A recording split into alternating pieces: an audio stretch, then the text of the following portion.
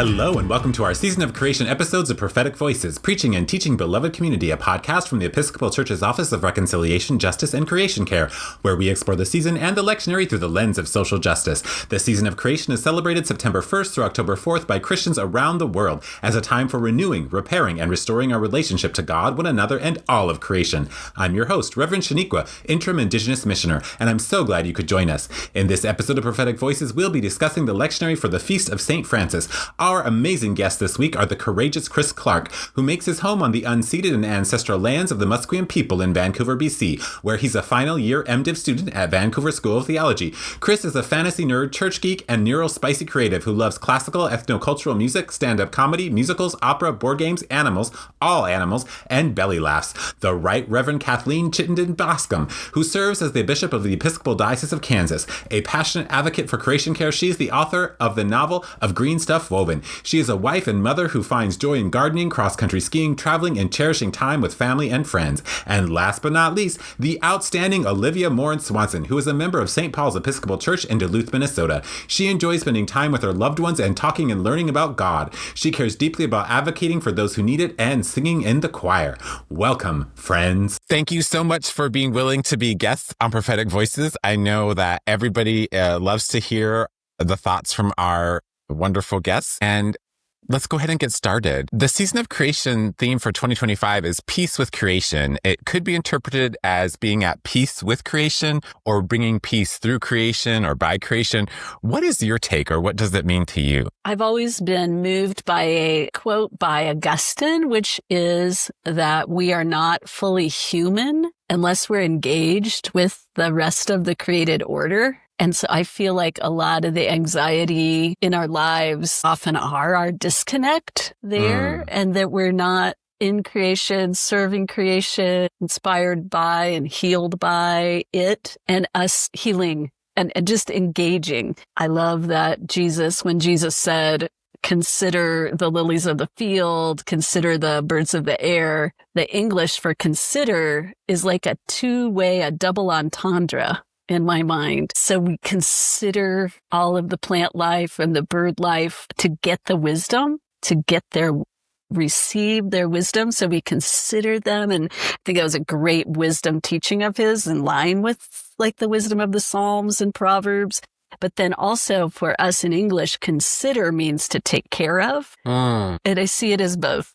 And he's speaking to anxious people, right? He says, do not worry. And I know I'm anxious a lot, and there's a lot to be anxious about in our current day. So that's my thoughts on peace. I like how you mentioned, Kathleen, that there's something we can learn from the plants and the animals as well. It feels like as humans, we put our species above every other species, but that's not necessarily, the Season of Creation is appreciating that there's beauty in everything that's alive, everything that's moving. So I really like that you touch on what we can learn. I'll say that I'm new to the Season of Creation party. The Canadian General Synod approved this as a liturgical season in, I think, 2019. And so it's been a slower trickle down. And this is the first year that I've encountered a congregation who's actually putting it into practice.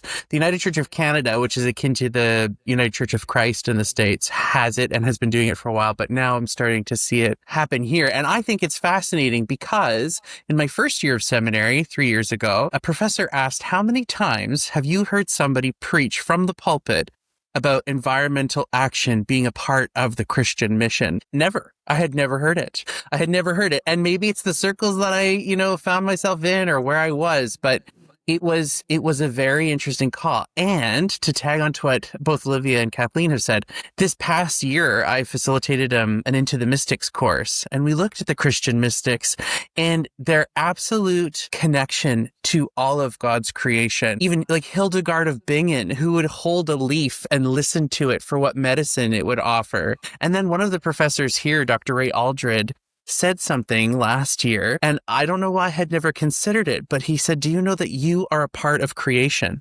For some reason, there was a disconnect in my mind that I was not a part of creation. Creation was the trees and the flowers, and I was a human. And so seeing myself in that way, in the same way Francis does, has led to a sort of re-enchantment of my faith life. So this is a new season to me, and it's completely enlivening, and I'm loving it. Awesome.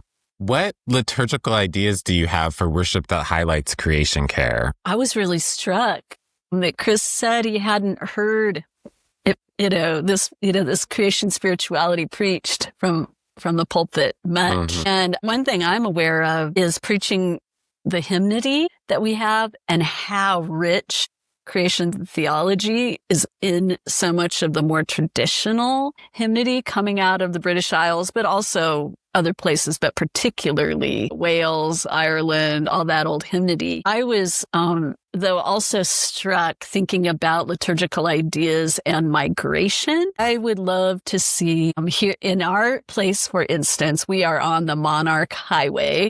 So the monarch butterflies come through and we try to keep the milkweed, for them. And they make that an incredible journey. And also the sandhill cranes, as well as the snow geese come through, and we have to protect the waters, which can get drained for corn and things to keep them. And we're trying to really work for water rights. But I was struck that Francis and the Friars Minor were migratory people, whereas the Benedictines were solidly in place in these incredible monasteries, growing their crops and everything. The Friars Minor wandered around. And I just would love to see some liturgies where we get people moving, maybe on the like some of these paths and highways where creatures move, and also create some wonderful new prayers that kind of pray for that migratory and just are conscious of our own journeying and movement, and refugees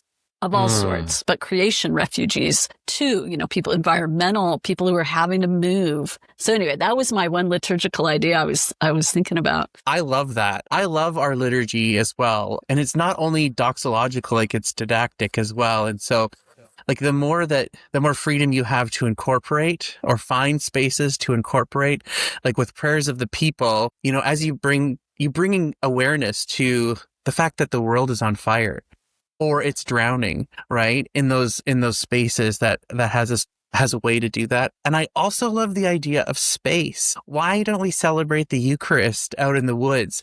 There's a community here called, I can't remember what they're called now, but they sort of do watershed discipleship.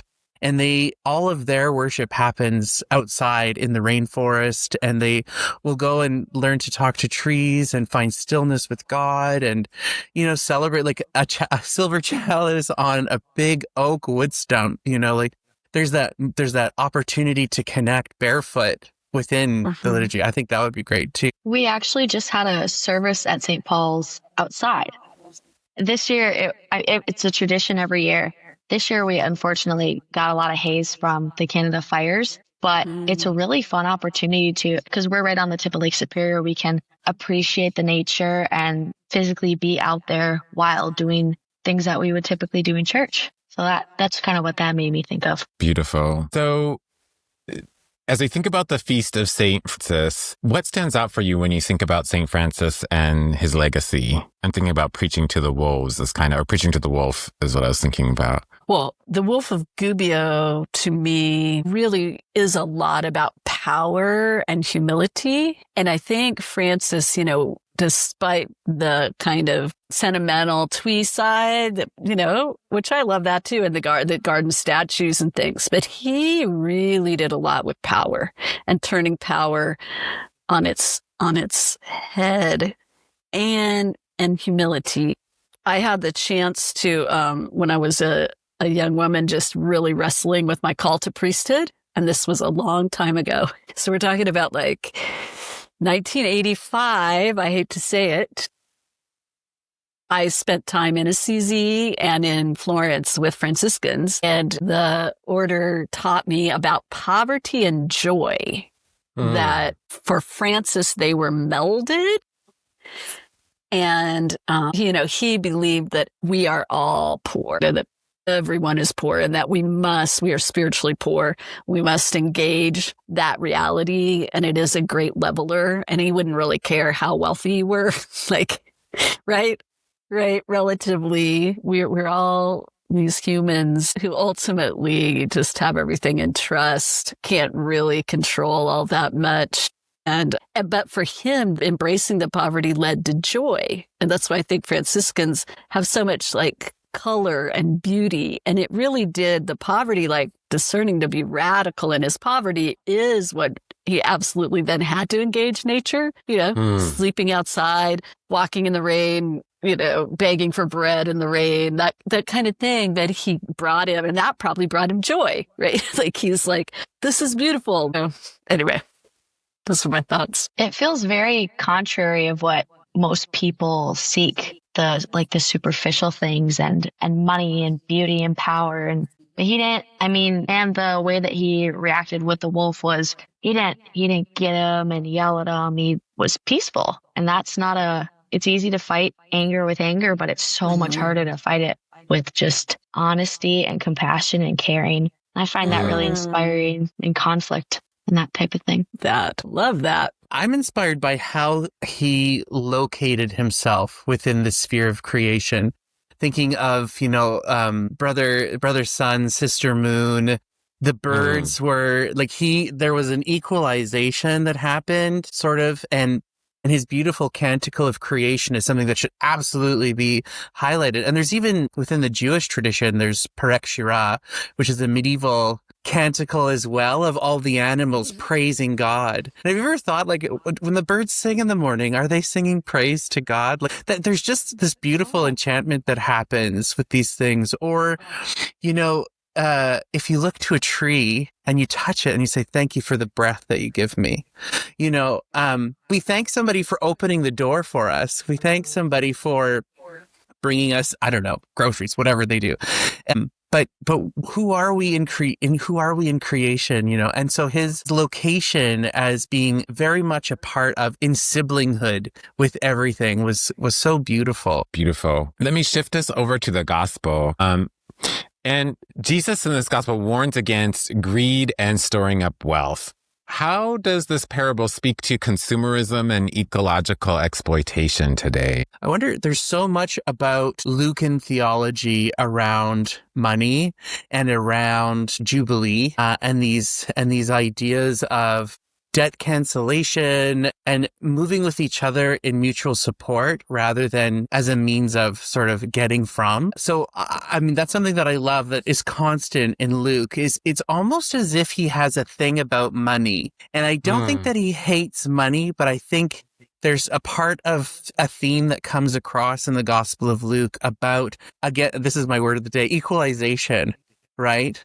Among us, that I think is a major theme that you'll find in Luke, which I think is great. I feel like your point, Chris, also speaks to the idea of having enough and equalizing as in not always needing more. Like the part where it says, pull down my barns and build larger ones, just also kind of speaks to the consumerism of why does there always have to be more? Why can't we be okay with where it's at?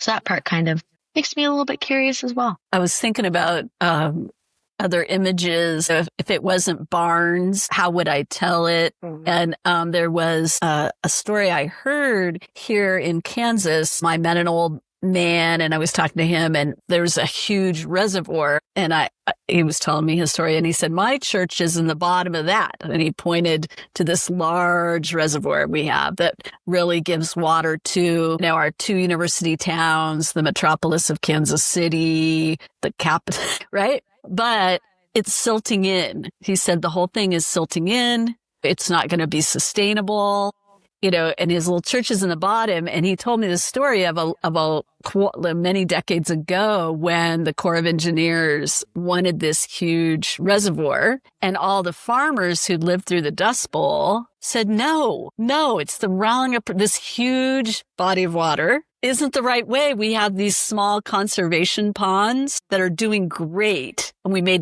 need more of those. They wanted smaller, right? And I guess a bunch of them got on tractors and went to Washington, and people had bumper stickers that said big damn DAM foolishness, right?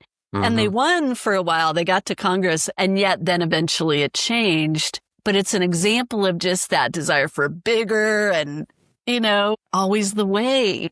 And I think we are learning small, local, that a lot of this has life in it. And we just need to explore that. We've done bigger is better in the US, and now we need to go the other way. I think sometimes too, we have like this, I don't even know what to call it, but I know I'm guilty of it. Like if I'm on watching TV and then I see like the combination hair dryer and like kitchen mixer or something, I think that I absolutely have to have it. And like, I'm like, oh, I'm picking up the phone, I'm ready to order it. And I'm so thankful that I have some friends who like call me back to reality. Like I'll be in the store with them and I'll be like, oh, look at this TV's on sale. And if it's on sale, you got to buy it. And they'll be like, you already have a TV. It works just fine. You don't need to get a new TV. And then I'm like, you're right. That's money that I can either keep in my pocket or I can give to something that I care about, or, whatever. But I think sometimes we are so busy thinking about what we want rather than what we need, or maybe not thinking about what other people need, right? Because that's taking away from something else if I do that. Or is it like just really emotional, just like you can study yourself for eating, or overeating or drinking, buying. In some ways, it's a creative thing. And I still sometimes wonder if we're not outdoors enough and getting that peace that we're meant to, that we're seeking it in these ways that don't end up making us very healthy, And I mean, I'm not that conscious of it when I want to buy the best. And I really love fine things. Like, me too. I love beautiful things, expensive things. But I'm like, what's emotionally going on with, when I'm in that space, or when I'm over buying or being greedy, what's really going on inside? It's a really different time. Like the audience of the author of Luke would have been in abject poverty. I mean, there was no middle class, in this time. And so there was a very small 1% of haves and everybody else was have not. And so the tradition is, who knows if it's true or not, but the early church really rallied around each other and supported each other and took care of each other. And one of my classmates asked me this summer to consider the potlatch, which is a ceremony among Indigenous folks along the Pacific Northwest, and how everybody would come for ceremony and they would bring gifts and food and all kinds of things. And it was to celebrate births and transfer of titles and different things like that. But I was so enamored by this. Everybody brought something. So there was an equalization of need. And oh my gosh, how much is that the kingdom of God? I was so enamored by that. I think about that too in our, one of our 4 Lakota virtues is generosity, but it's expressed in the idea of our wealth is measured by how much we give away, not how much we have. And then we don't call it potlatch, but we do giveaways at different events. So at funerals and memorials and certain things or naming ceremonies, we have to give stuff away. And so your wealth is shown by how much you give away, which I think is a really interesting way of looking at it. Well, I was just going to say, it's coming from this myth of survival of the fittest that we've all bought into. So get, amount. So I have all of these things so that I am taken care of. And we have not evolved as a species because of survival of the fittest. We have been through tribes and clans and community and being together and sharing. That's how we have survived. And so there's been this move away from that, with the industrialization and technology and all of these things. And there's just so much, I think, that we can learn from Indigenous culture as well. So the rich man builds bigger barns to store his grain. What do you think are today's bigger barns that keep us from sharing abundance with others and with creation? It seems like in some ways we have to think about virtual spaces too. I think of Amazon, and I'm the grandmother of the group here. So you all think about this for me, but, I feel like it may not just be something we're running into in a physical sense here, but kind of economic monopolies. And I'm thinking of security. When you say virtual space, I also think of social media too. The idea of doom scrolling, where if you just go on, you can just scroll for hours and more and more and more.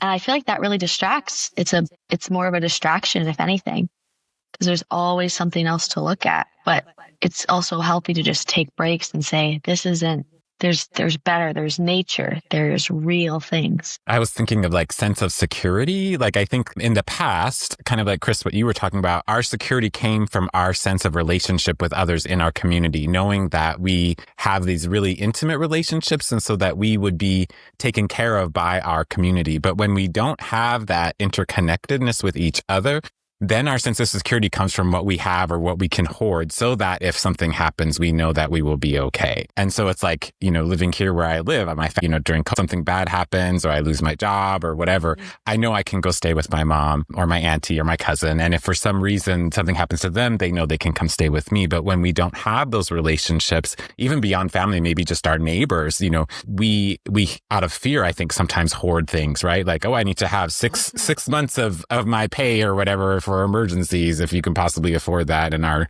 economy today. But, all of these different things, I think that's one of the things too.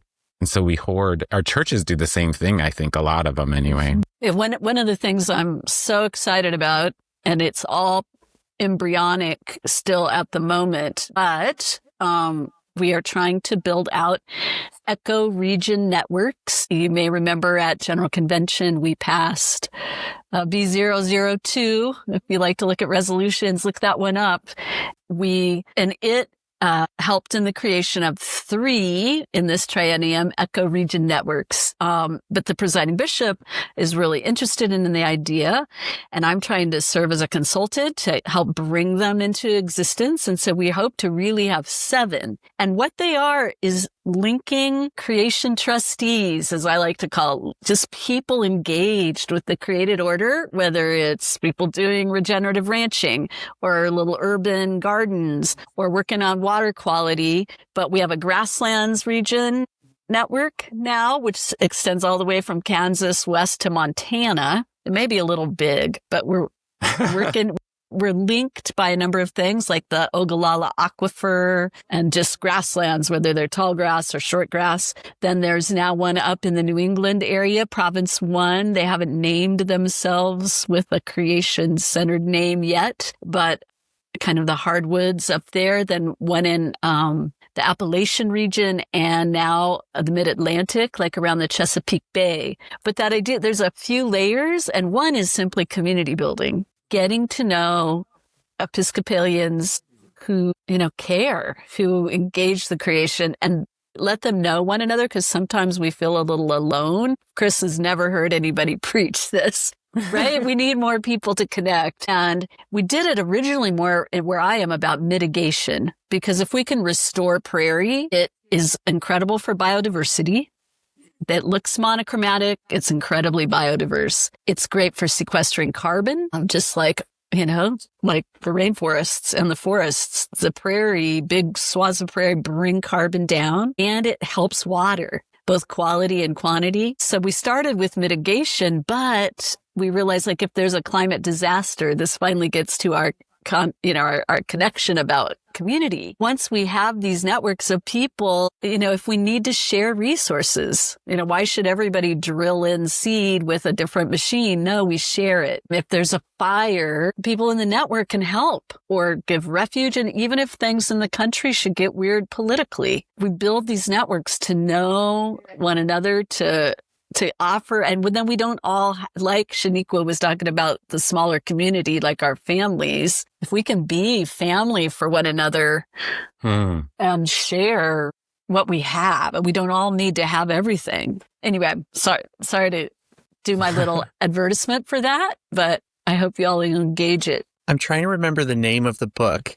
I think it's called something about the spirit, and it's about the widening economic gap in North America and how every single social problem that we have is stemming from that, from the protection of corporations who collude together to create monopolies, to take up resources, to exploit. And also, there is a challenge to us. There is a call to repentance for us and for me around how I support these things, Amazon or things that have, I shouldn't probably name anybody, but like these, there is a call to repentance about who we support and how we support them, and creating stronger, I don't want to say create more stigma, but some sort of social barrier around placidness with which people move through the economic field that we're in right now, because all of our Earth's devastations are absolutely because of money, and absolutely because more, these big barn houses, these big storehouses, right? So there has to be actually a call to repentance, which is uncomfortable in the mainline tradition to have a fire and brimstone call to repentance from a pulpit. The earth is in trouble.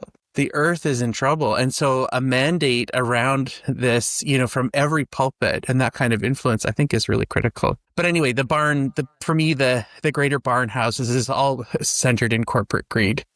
I think Rowan Williams put out a small tome of great essays, and I think it's simply called The Earth is the Lord's. And when you said the earth is in trouble, which, yes, but he was pretty clear. He said humanity is much more likely to make itself extinct than the whole earth. And that in integration, Walt Whitman, talks about being of green stuff woven. And he's talking about us, which really just means we are all interconnected. And I feel like in terms of a real eye-opener for me of that interconnection was being in Iowa in 2008 with one of the terrible flood events.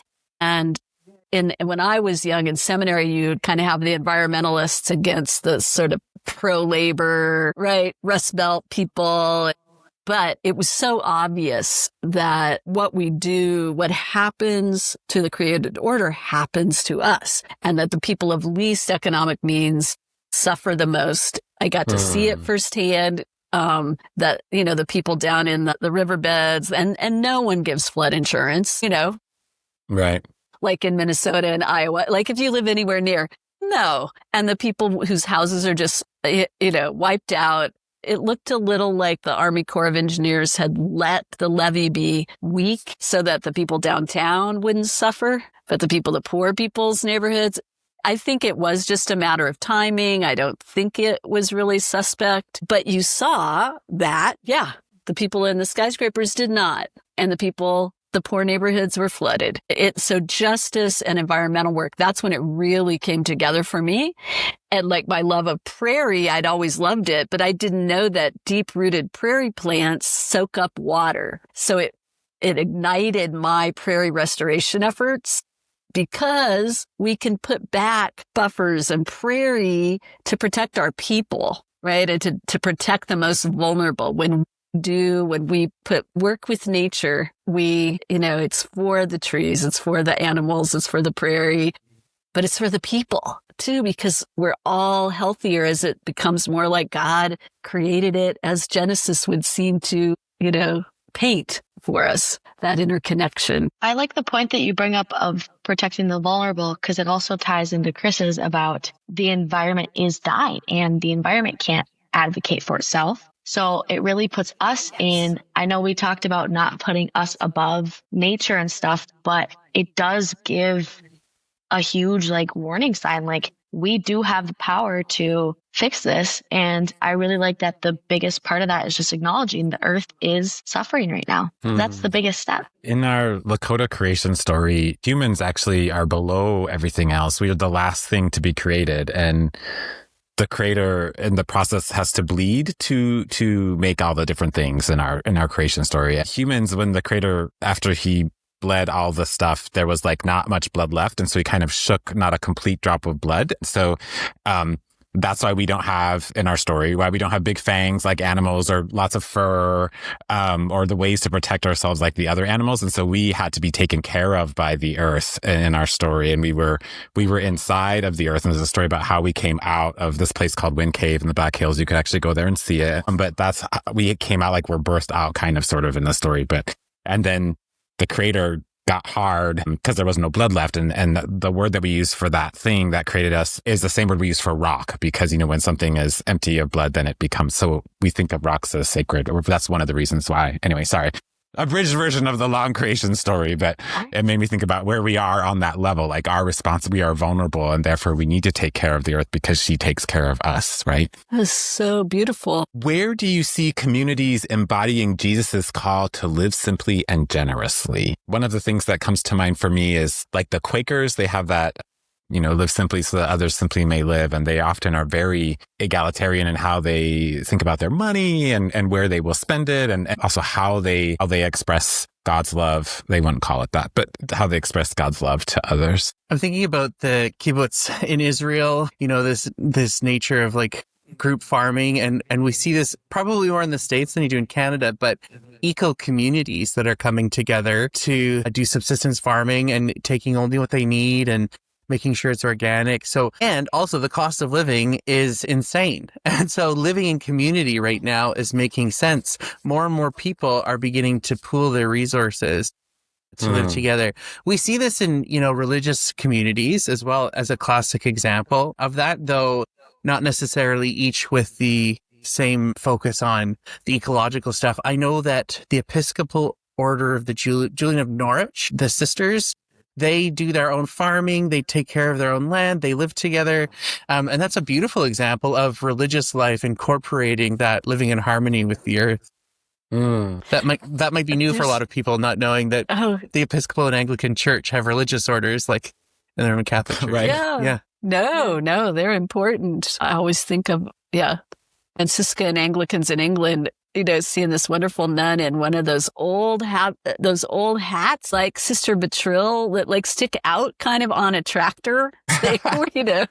She was, I encountered in Chicago, there was a called Reba Place. I don't know if it's probably still there. And they were more like a Mennonite tradition and others who totally put in all their money and lived on like a square block. And so very Book of Acts kind of living. My husband's family, there's something here called Wellspring, and they share about 240 acres. They own bits, right? My husband's family just like 10 acres, but they do all work together and share things. And I think the church, we're looking here, we have these minsters, which are where 3 or 4 churches work together. And sometimes it's more just like fellowship and support and sacramental care, but a few are entering their shared ministry minster so that they'll each put in so much money so they can call a priest to live in that region and pay everything, right? Pay their salary and their insurance. But I was so proud of so a few are just experimental. And I was so proud that one of them, they just brought to the table what they each had. And it didn't have to be exactly equal. That was the part I was so proud about. They were like, well, we have this much, but we can give the rectory. And then, and when we don't have as much. And they didn't really squabble about that. And I thought, it's a model. We all could do it with so many things. It's like your potlatch, I guess, or the potluck, right? The potluck, bring in what you have. There's also some really great examples of neighborhoods that are doing community gardening together. I think it's in Michigan where I read one story about an entire block has been dedicated to sort of community farming, and then everybody in the community takes care of it. And there's an overabundance of food. That's another great example. I think of the way that when someone is sick or going through a tough time, communities gather around or by making meals or just providing a shoulder to lean on. Obviously, it'd be great if that happened all the time with just everybody. But I think of, especially in a time of crisis, you really feel that sense of community amongst the people near you, giving back. Okay, let me shift us over to the psalm. The first thing I thought of when I saw the psalm was I thought of Sound of Music when like Mother Superior as they're escaping over the Alps or whatever. I don't even know what's the Alps, but whatever they're escaping to, and she like says that first line. Has there been a time when you've lifted your eyes to the hills and found help coming? And maybe where in creation have you found strength, safety, or grounding? I mean, I just love this psalm because there is allusions to, El Shaddai, God of the breast, the hills being these sort of nurturing things, and the earth as nurturer and mother. And I mean, everything comes from nature. All of our medicine that heals us comes from nature. All of our food that feeds us comes from nature. The water, that flows through us. So looking to the earth for our help, I think, is a beautiful message of this psalm. But I honestly don't think I can tell you a time that I've, gone out and foraged for a particular type of healing mushroom or anything like that. But just having that awareness of where it's all coming from as the source of nurturance for us, of succor, right? Well, I grew up in Colorado and had a conversion out there at about 17. I was an atheist agnostic, I would say. And really and so I had an earlier, and it was through a sort of evangelical preacher. I thought I was going on a ski trip, and it had been like a Christian friend who got me. And then it was like a minister, and they were like, bring your Bibles and go get a hot dog. And I'm like, what? What's happened to me? I'm trapped. And, but anyway, God came bursting in light and love, and I ended up, but soon after that, I found, and so these people weren't my people, but then I ended up with Renewal Catholics and a lot of backpacking. And I always remember pretty quickly after that, backpacking in Colorado and just being up and staring at this huge granite face and, just the human-centric way that I lived in Denver, chasing after money and just all sorts of things, whatever. The human centrism just kind of broke away out, and it was so beautiful. And it was also just so not human of humans. Like, this is of God, and it's there for us all the time. But I remember looking across, thinking, yeah, you're amazing. I lift up my eyes to the hills. We call that sneaky Jesus. that was what I call, like, people are like, some churches, they commit sneaky Jesus, where they're like, oh, come and for this free dinner, and they're like, now before we eat, you're gonna have to pray all these things and accept Jesus Christ as your Lord and Savior and all this stuff. Don't commit sneaky Jesus. And I hate to give any credence that like sneaky Jesus worked on me. That's what's really frightening. Right.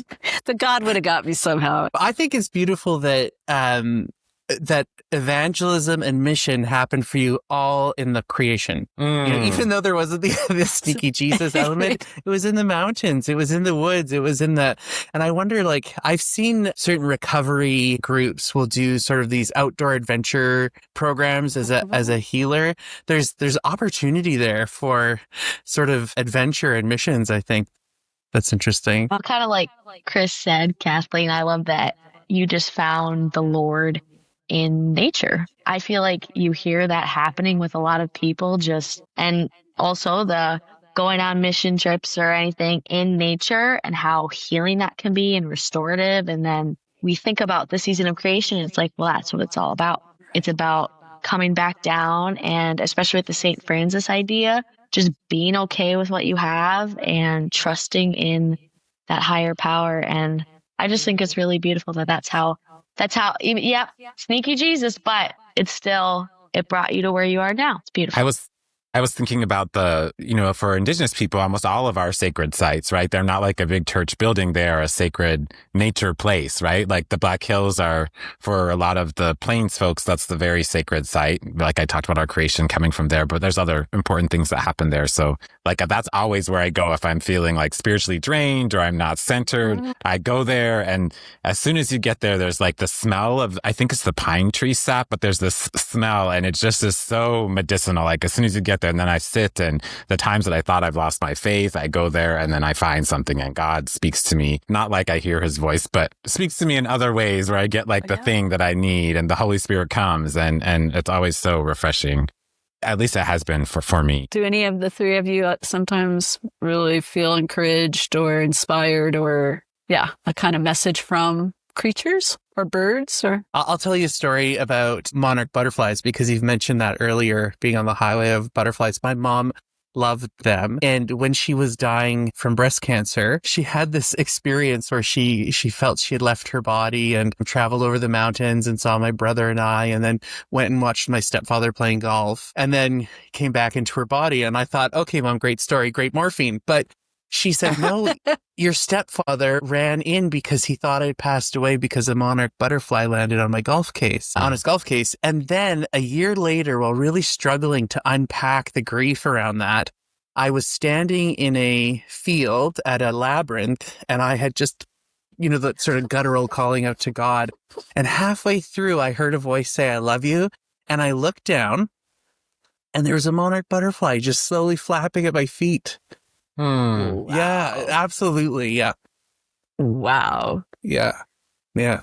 Thank you for sharing that. Beautiful. I think a lot of times animals will visit you and sometimes they have messages for you. Sometimes they're like, without getting too woo-woo, but like for us, different animals can mean different things, right? So like mountain lions are a spirit of like protecting women and safety for women. And like owls are kind of like the Grim Reaper. They tell us when someone's going to die. They themselves don't cause the death, but they are the messenger that tells us that. And so that, there's lots of different things like that. But then also sometimes there might just be a message that you have of something, the animal's doing something unusual. And so you pay attention and kind of see. And there's been a couple times. And I know there's I think there's a word in another language for it where like the animal looks in your eyes and you can feel it like all the way touch your soul. Like it's just like, I don't know how to explain what that, there's a fancy word for that. I don't know what it is, but it's that action. And I've had that happen one time when I almost ran into an elk. I was like running across the road and it stopped like right in front of the car, rural Minnesota, Olivia, like it. I get you. I get you. It was a boy and a girl, and they just like stopped and stared in the car, and they just stopped. Like they didn't. I turned off my lights so they would leave, and they just stared, and it kind of scared me for a minute. Well, actually, it scared me for a few minutes, and then I finally got it together and went home. And those things are huge too. They're not small. I always think, Kathleen, when you said when you asked the question about animals, I immediately thought about how. So I have a dog, and for some reason, I feel like dogs just know something that we don't. This is also not trying to get woo-woo, but like when something's wrong, your dog can like sense it. And we always think like, oh, dogs can't communicate. They can't, animals can't do that. But seriously, like the messages with Chris's story too, like they are symbolic and they're more conscious and understanding what's going on. And I just think it's really beautiful how we could have that connection without having to speak the same language or anything. I'm dog sitting right now, and I walked in and a box of dog biscuits had been knocked on the floor. And I looked at it and very calmly said, who did this? And one of the dogs hung his head in shame and looked up at me and then went and hid behind the chair. I'm like, he knew. He knew. Yeah, he knew. He knew he was in for it. Yeah. Red foxes, it's been a really wild thing that when it's about the path I'm on, like I won't see them for years, or my eyes either aren't open to them or they don't come. But then when I'm making a decision or maybe just or it's like a new direction or something, a fox like in the middle of the day will just come and stare. That's really interesting, Shaniqua. I didn't know about the staring thing because foxes are kind of like that anyway. They sort of are apart but anyway, the fox has been a really interesting path in my life. And now, of course, people send me foxes. So sometimes they come at a weird moment. And Tim's like, yeah, my husband's like, yeah, you can't really count that fox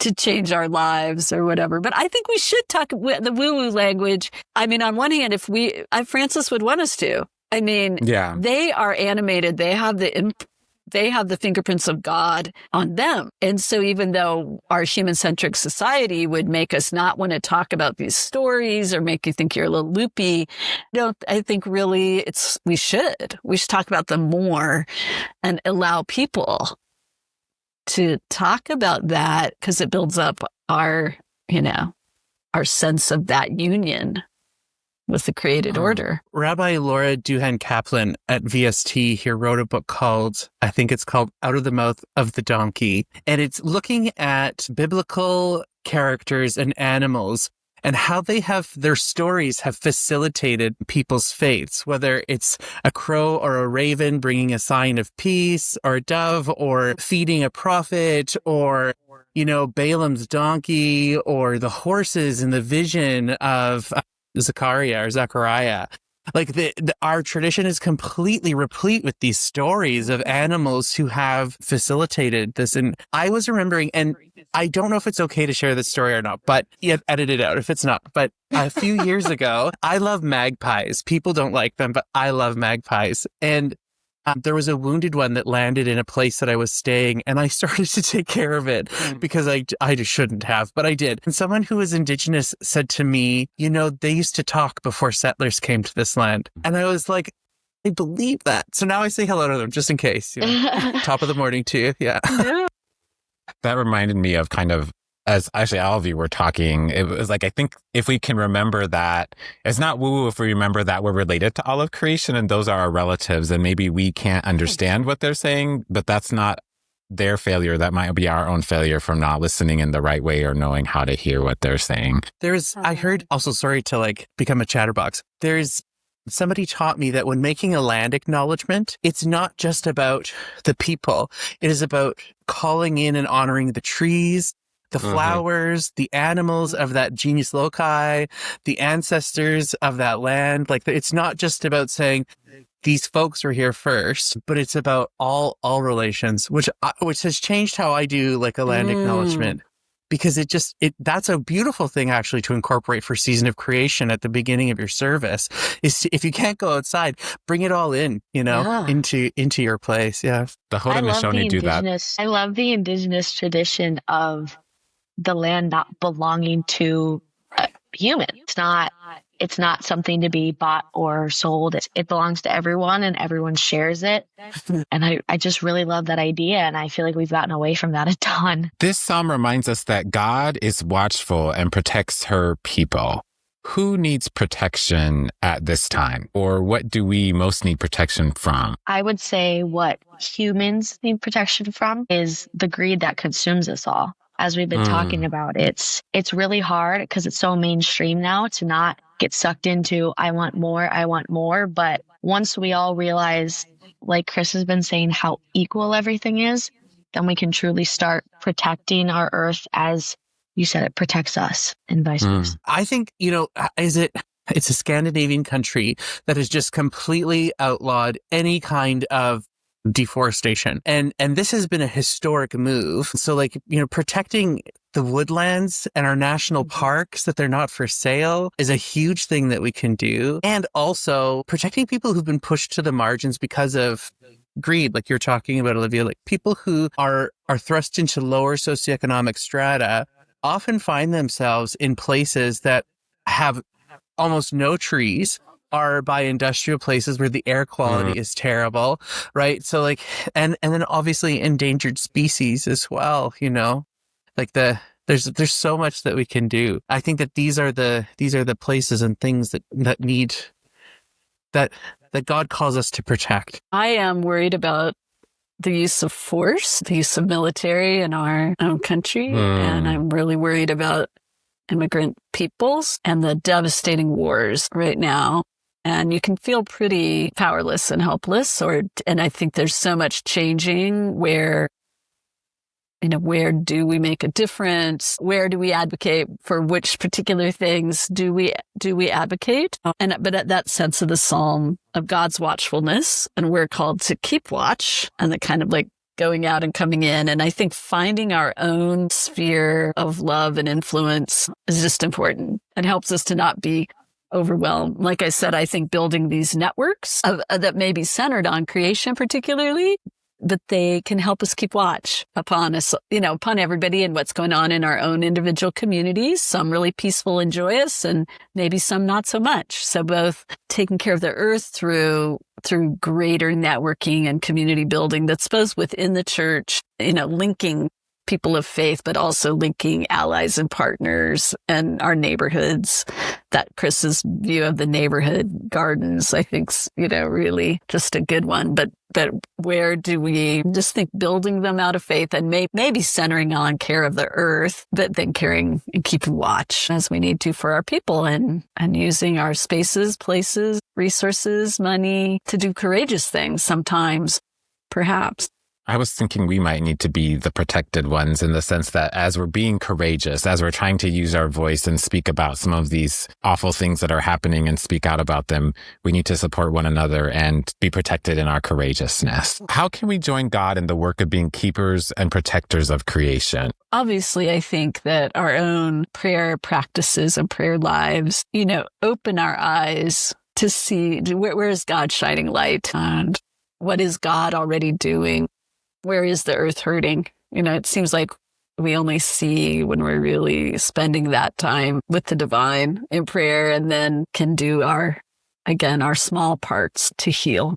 I think also as heralds, speaking about things, consciousness raising, about issues that are affecting everything. And we do that through prayer, but also through our platforms, through pulpits, through prayer groups, through, social media campaigns, through, being at protests where the earth is threatened in an ecclesial function, right? Clergy will wear their collars, people wear their signs, like bringing, that this is holy work. So I think that being a herald is another way as well. I was going to say something similar to Chris, where I feel like this right now, especially where we're just talking about what we can do and our role in it, I think there's a lot of confusion, but amongst just people who aren't necessarily going through seminary or have as much religious background that, okay, well, what can I do? What is my role? How can I actually help? I know I feel like that sometimes too is, okay, I'm just one person though. How can I actually help? And then I'm brought back to the idea of community and that the power within people talking and people doing the work and volunteering their time. That's really how things get done. And that's how things can move forward. But it can't be individual. It cannot be. I was thinking similarly, Olivia, I think sometimes we focus so much on what can you as an individual do, recycle and all that stuff. But then we also think we have to think about how can we as a collective help to shape and change.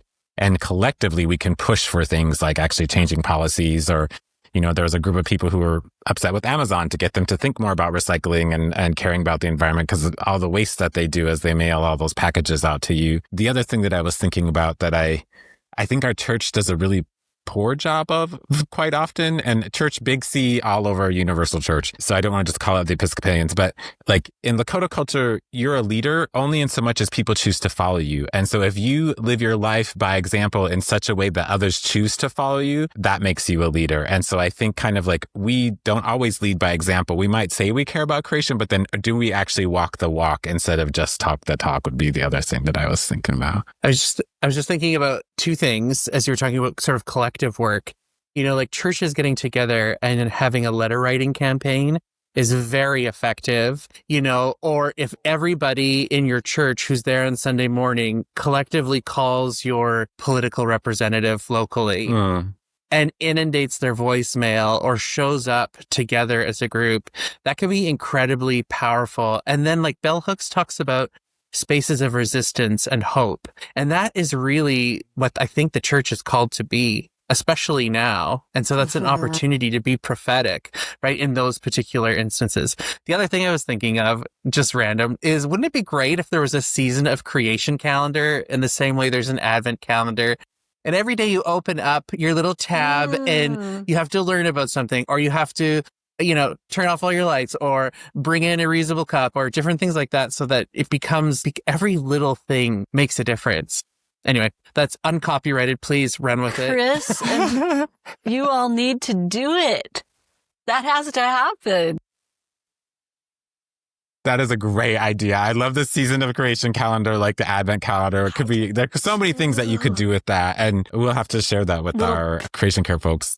And the promotional people, they're in the office. We need them by Advent. Tell them. This was a brilliant idea. What tips do you have for preaching St. Francis or the Feast of St. Francis? As a youth in the church, I can speak to the idea that sometimes we feel as though we aren't part of the adult conversation, as if we're just kind of affected by what happens rather than we do have a very valid voice. And when people make us feel that way, then we can all be included and help out and appeal to different groups if we're trying to say, do a letter writing campaign, like what Chris said, I think that's a really important part, that sometimes when we do try to get the youth a little bit more into things, we kind of just focus on, oh, you're a youth, I want you because of that, not like you're also an individual with a valid opinion and we'd like to hear what you have to say, not just because of your age,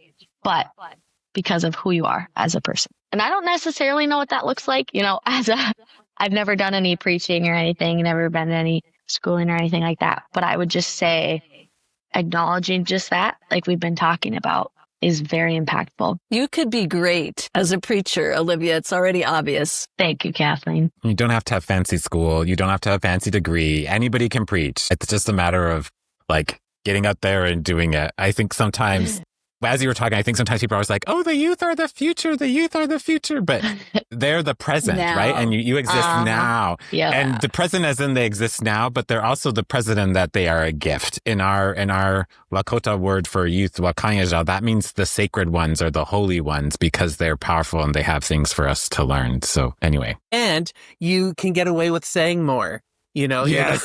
That is a good point. And I don't mean like being, I don't mean ruining the church, but I do mean there is an opportunity to be more prophetic when you're not trying to keep a balance, inside of a very diverse, congregation. You can actually really say something and be prophetic, which is powerful. And that's where St. Francis, I love keep your feet on the ground and your head in the stars. So I love hearing a sermon that is cosmic and mystical, but also translates it into the practical. So we can know that Francis audibly heard God and gave up everything he owned in a very manic way, and did these crazy things and spoke with animals but also did the work. Like that mystical experience was translated into something that was rebuilding the church. That's what he was actually called to do. So I think I love that kind of preaching where I love the woo-woo. I don't know. I love the woo-woo. And the woo-woo is great. I don't know. Our tradition has a lot of woo-woo, but maybe particularly in Anglican or Episcopalian tradition where we're highly intellectual, sometimes moving into that space can feel a little uncomfortable. But that's great. Discomfort is so great. And I keep thinking still that the hymns are really great treasure troves for preaching, and that the themes of Francis, at kind of finding the themes, and if you have the choice, depending on how people are working with their musicians or whatever, if you as the preacher can choose a hymn or two that you really want and to just mine that, because I think just has a lot of that creation theology in it. And I also think the stories, even though they're those kind of legendary, the little flowers of St. Francis, some of them are pretty delightful and you can hold them in a certain way, but mine one or two of them, put them up next to the Gospels or the other. I still think always getting outside. It was Olivia's church recently, but it's always nice to get people out, but they won't all go. Unfortunately, this is the only time we can in Minnesota because the rest of the year it is freezing cold. I was thinking about maybe using St. Francis's, use St. Francis's life as the tool that you would sort of preach on and then punctuate it with one of the readings. The other thing, or if you use the reading, then punctuate it with St. Francis's life. The other thing I was thinking about is maybe replacing the psalm or one of the other readings with something from St. Francis, like some of his other writings that he's done, I think would be a valuable thing. And you can totally do it. It's totally allowed. Right. And Chris, as you were talking, it made me think about, and this is not really about creation care as much, but how with mental health, we often, it's such a stigma about mental health. And maybe St. Francis did have some mental health issues, but look at what it was able to do and how he was able to live in this godly way that's such an example for all of us. And I think, again, sorry, I feel like I'm just promoting Lakota culture all the time, but in our way of thinking, we didn't stigmatize mental health. It's people who were probably schizophrenic. We viewed them as prophets, they had special skill and gift and could hear the Holy Spirit in a different way. And so I don't think the things that they prophesized weren't always negative because we didn't stigmatize it. We could see that they had a gift in that. And maybe we could think about, that would be another angle if you wanted to not do creation care, but I would definitely say you should do creation care. But, anyway, that would be another angle. All of the mystics teetered very much on the edge of what we would now pathologize in the Western world. all of them had like these incredible witnesses, but also, you know, might find themselves also in the DSM, DVM, whatever it's called. DSM. Thank you. Yeah, thank you. I think we shouldn't leave Claire aside either. Right. And when you think of like her laudable exchange is an incredible letter that she was very educated and articulate. And it's a lot about that stuff about greed and exchanging the things of the earth for the things of heaven, which sounds a little like not creation care, but it is. I mean, it's really about exchanging greed, but she's a wonderful, I think we ought to bring Claire in. I have a wonderful old book where there's like this plate in it of St. Clare blessing the bread, you know, picture of her probably doing the Eucharist, which I, of course, nabbed that early on when there weren't many women priests yet. So we don't know what she did or whether she did that, but some artist did in about 1928, you know, drew her that way. And I just think let's not leave her aside. Absolutely. Well, thank you so much for being guests on Prophetic Voices. I truly appreciate your time and wisdom and stories, and I know our listeners do too. If you want to learn more about Beloved Community, visit episcopalchurch.org/beloved-community. If you want to learn more about creation care, visit episcopalchurch.org/creation-care. Thanks to our guests, Chris, Kathleen, and Olivia. Thanks also to our production team, especially Chris, Olivia, and Mike. If you have found treasure with us, please rate, review, and of course, share our podcast. This is the last episode in our creation care season, but look for other seasons in the future. Until then, let your light shine.